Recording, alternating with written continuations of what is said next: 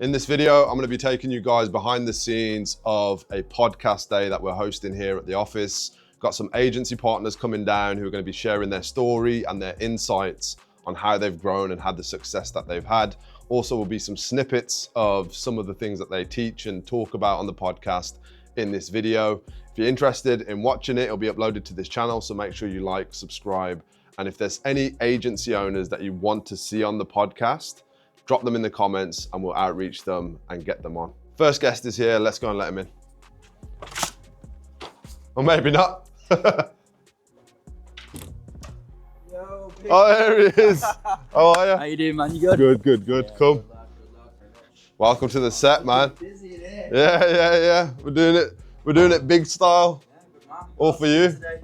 Nah, but I've been to a few of the events, so I've met a few. Yeah, you probably did at the after party. Yeah. Right, Louis, you want to get set up, bro?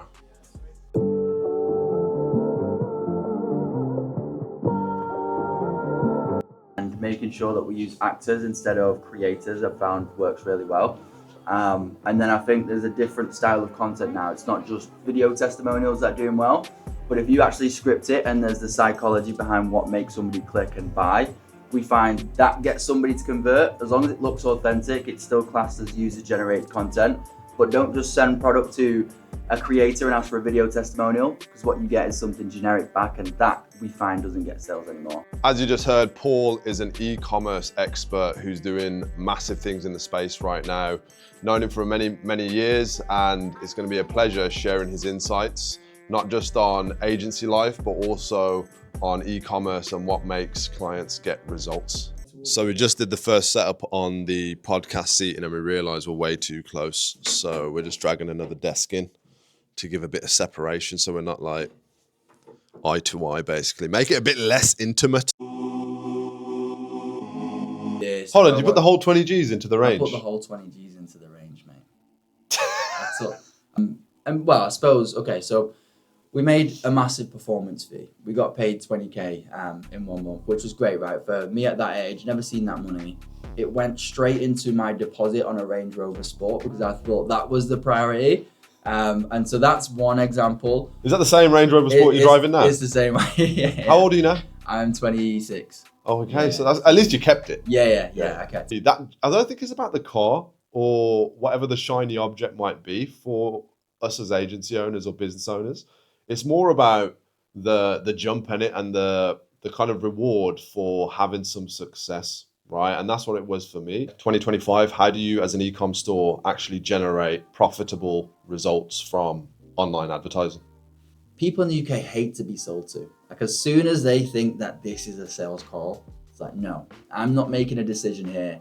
Whereas in the US, like sometimes I'll pitch and they go, that was a really good pitch. Well done. Like, that was great. I enjoyed that. Very thorough. They appreciate the time. Already understand the customer and how to be persuasive in your marketing.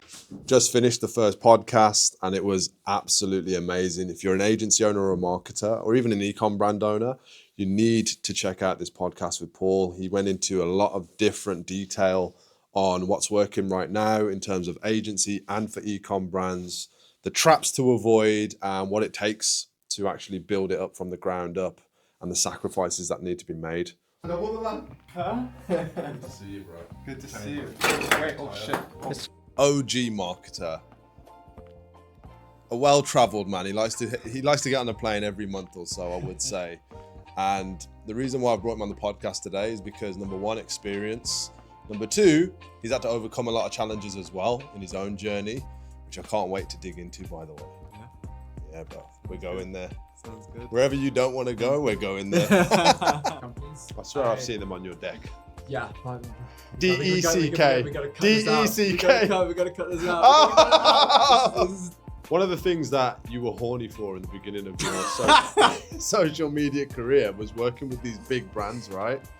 And now you're working with relatively unknown experts. So like, what's the difference? Is it that you thought the big brands would give you more credibility early, or that you just thought that there'd be better clients? Because my experience has been quite the opposite.